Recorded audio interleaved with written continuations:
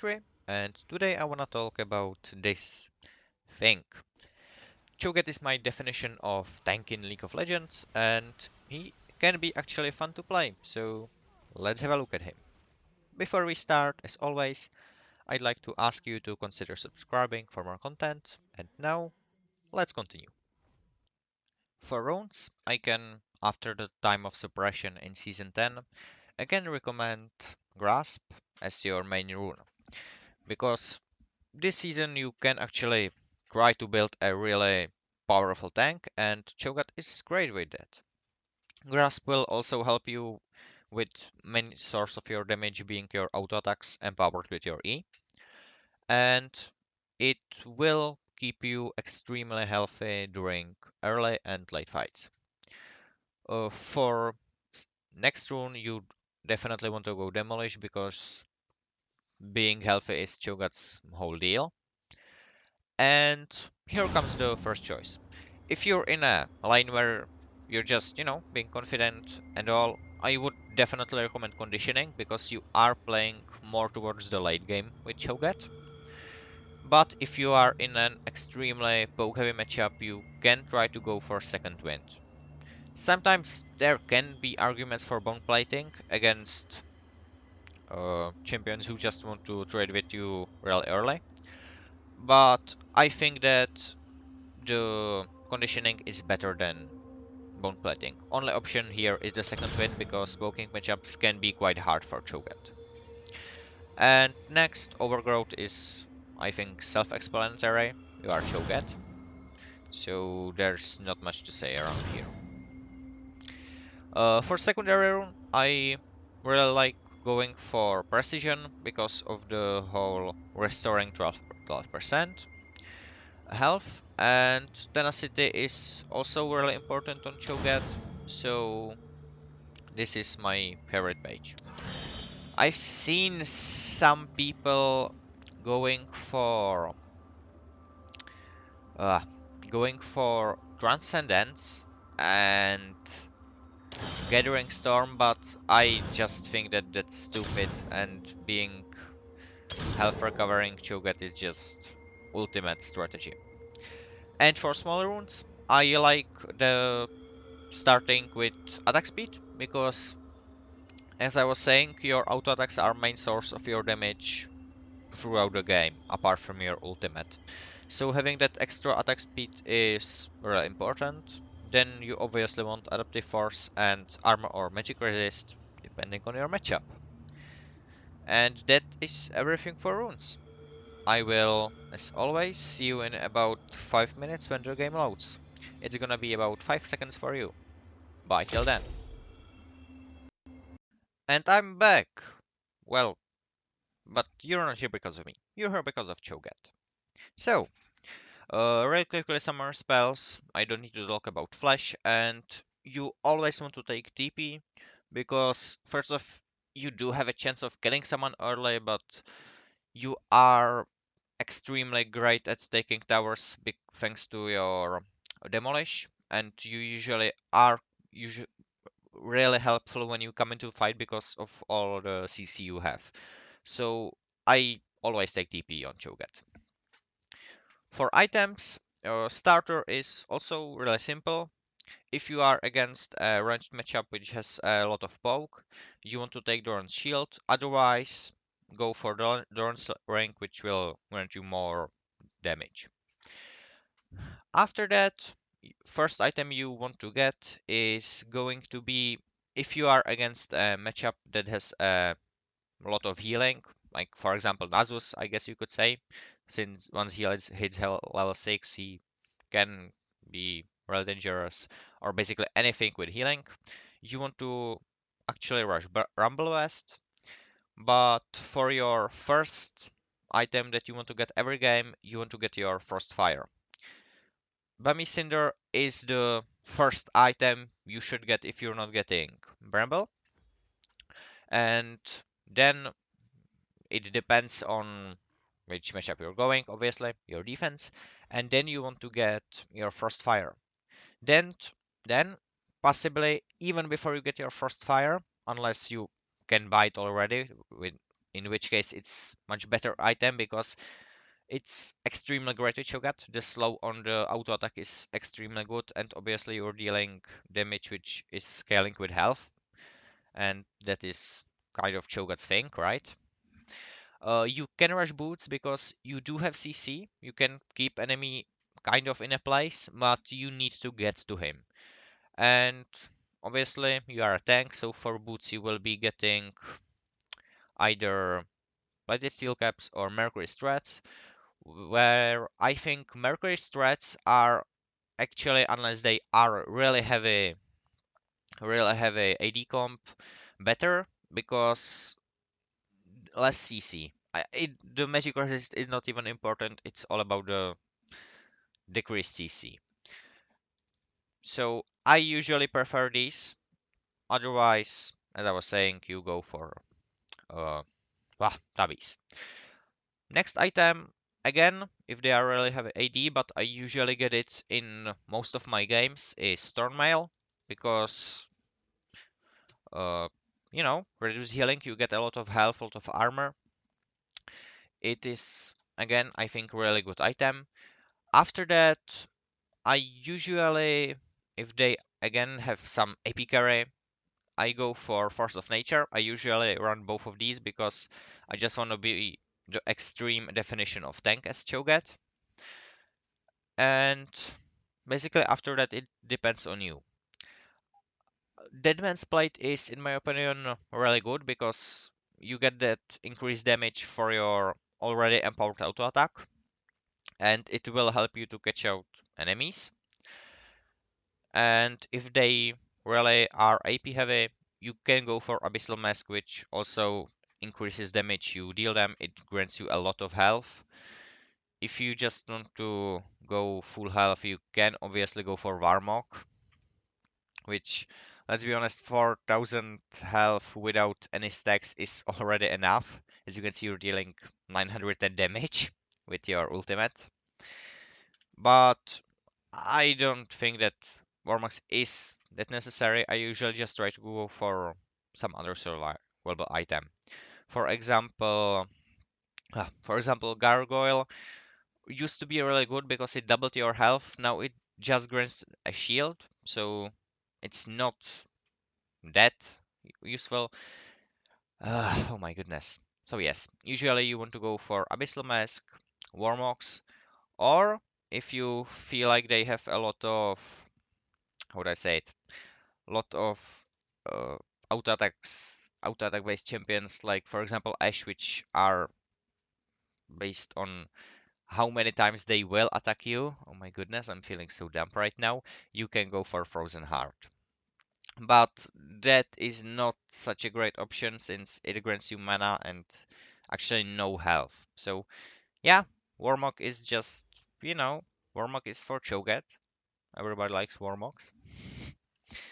And yeah, that is going to be everything for items. Now quickly into abilities. First off, your passive is usually gonna be not so used in late game. It's mostly for laning phase, but it's extremely useful because Cho'Gath's passive, Carnivore, uh, restores you health and mana every time you kill a unit.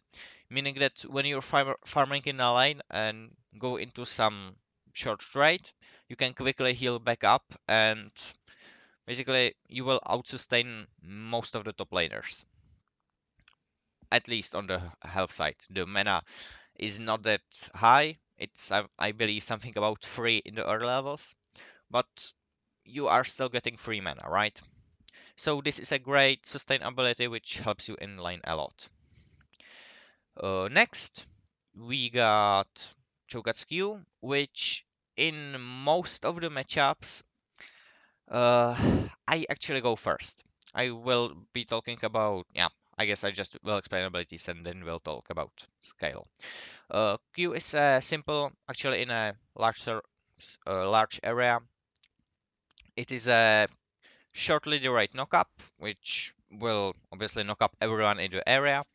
Usually, I would recommend use it when you know that you are in a range where you can reach them. If they are standing right at the edge, you actually the delay is so long that they will just run away. So always try to use it when they are forced to either go towards you or they will just be caught in it, like this. Another thing to say about this is that you can use it with flash and go for the longer range, but I think that it's not that necessary. Unless you have someone who is chasing the enemy and has no CC themselves, I would not use it. Even though Cho'Gath, I learned that with Cho'Gath trying to chomp everything he eats, see and eat it, you will be actually playing extremely aggressively as Cho'Gath. He just installs that mentality into you. So I really often just use Flash almost without a reason because I'm playing Cho'Gath. Yeah. W. W is, in my opinion, quite high mana ability, which will silence everyone in a cone. It goes from 1.6 to 2 seconds. It again is extremely powerful because you have AoE silence. There again is a delay, so you have to be sure that you are hitting enemy. You usually want to do it after you hit them with your Rapture, and then you silence them to increase the delay in which they can't do anything, basically. And yes, it is a nice ability. It deals pretty low damage, but it's there for the silence. That's the only really reason this ability is good. And lastly, Cho'Gath Sword plus Spikes, uh, which basically is an auto attack resetter and empowers your next 3 auto attacks, which will damage every enemy in a line, and will also deal damage scaled with their maximum health and slow them. It is in my opinion is really strong ability, and it is also really powerful because every time you use your ultimate, the as you can see, the damage and also the area of effect will get wider. So more champions and other things you eat, the more powerful your E becomes. And lastly, Cho'Gath's ultimate, yeah, it is what it says. It's a feast. You eat anything you see, and okay, I'm gonna need some assistance here. Your ultimate allows you to one-shot anything which is below 4 champions 900 for monsters and minions 1200 health. It deals true damage, it scales with your maximum health, and every time you eat something, it will grant you from 80 health on level 1, 120 on level 2, and 160 maximum health on level 3. So every time you eat something, you will get more tanky. You do have to keep in mind that you can eat only 6, well, they said it for minions and non-epic jungle monsters. So for example, buffs and dragons or barons will not be counted into this, and you can kill them without any problems. In lane, if you know that you can't kill your lane opponent really early, you can usually just use these stacks to ensure that you get some minions, you can increase your maximum health and your survivability, and then when it comes into fight, if you happen to get near an ADC, they basically have no chance because you have to hit one Q, close on them with your E, and then just eat them for 1000 damage almost. So that is about that. And also the scaling goes further and further. You will get bigger with everything you eat, which I think I can actually show right now if you will look again. And eat it. As you can see, Cho'Gath is bigger and bigger, better and better. So, now towards the ability order. Obviously, you want to get your R every time you can, because it's a great ability and uh, it's great for a tank to have some actual damage. Anyways, I usually, unless I know that I'm in a matchup that I have equal power or I'm actually stronger than them, start Q because, for example, against ranged top laners, Q has a 7-second cooldown on level 1, your E has 8 seconds, and I believe your W will not show me right now how long it is. But it's the longest cooldown and obviously highest mana cost. So I usually start Q so I can farm safely or deny enemy some minions because they will be knocked up and obviously can't auto attack them. In matchups where you feel confident that you can actually try to trade early or just enemy champion has to be close range, you want to start with your E because it overall deals more damage, it has more CC, and you can actually damage enemy champion without attracting enemy minions. Because if you hit them with the spikes, minions won't count it as you damaging them because you auto-attacked another minion. And then you on level 2 you want to get either your Q or E, which one you haven't taken on level 2. On level 3 you want to get your Ferrous Ream. And again, with upgrading abilities, it's the same. If they are actually really far away, you can try to go for Rupture, which does not decrease its cooldown, but it deals that increased damage. You can just be farming with it if you are in unfavorable matchup, or you usually will be maxing your E first. Then, again, your Q second and W last, because even though it deals, the silence increases, the mana cost increases too. And I just think that having your knock up, which basically, if you will try to demonstrate it, if you have a look, they both have some delay in it. And I just think that W, even though it is a great ability, silence is really powerful. I just feel like the knock up is better and it will just have the cooldown. It also has much lower cooldown on every level you take.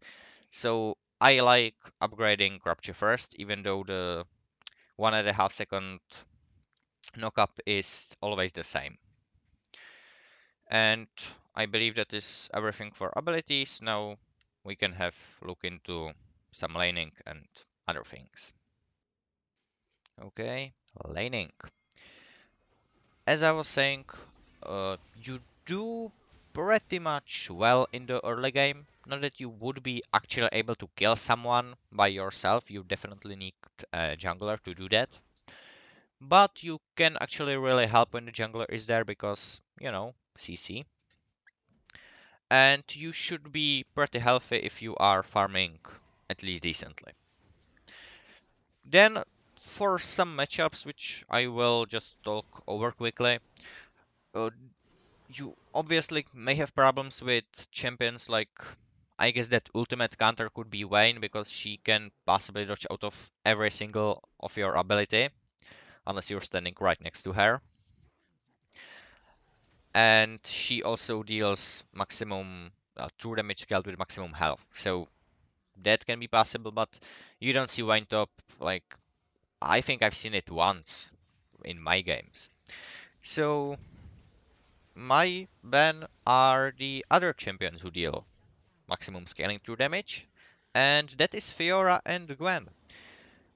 Gwen is, I believe, more played in this season because obviously she's new, people are all still trying her out.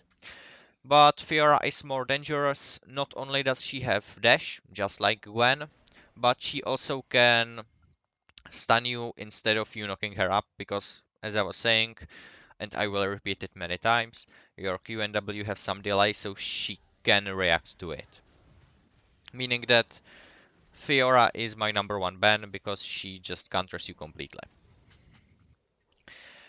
Otherwise, you are pretty much good to go against almost any other champion, you will usually have more health than them. If you can't actually kill them, you can just take some minions and you will kill them eventually. Cho'Gath is extremely powerful in the late game with all his health and all his damage, and you don't even have to do that much. It's just this character model 3 times as big as enemy can kind of scare them off. Yeah, it's Cho'Gath. And yeah, you usually want to recall after you get a kill with your jungler, or after you probably hit your level 6, and I would usually recommend once you hit level 6 and your jungler is nowhere near, you want to just chomp one minion, recall, and because your ultimate has such a short cooldown, even on first level, when you come into line, you will be ready to fight in a few seconds with your ultimate ready. Now, with Cho'Gath, you usually want to go for team fights, because even though you have extreme amount of true damage, you don't really how to put it. You're not actually capable of fighting many champions, because yes, you can keep them right next to you if you hit them with your Q, because if you hit them with your Q and then come right next to them with your E, drop those 3 auto attacks, they are still slowed, so you are going next to them. You have your items which will grant you even more CC, right? But after that, you will probably have your Q ready and can keep going. Problem is that you need to land that first Q.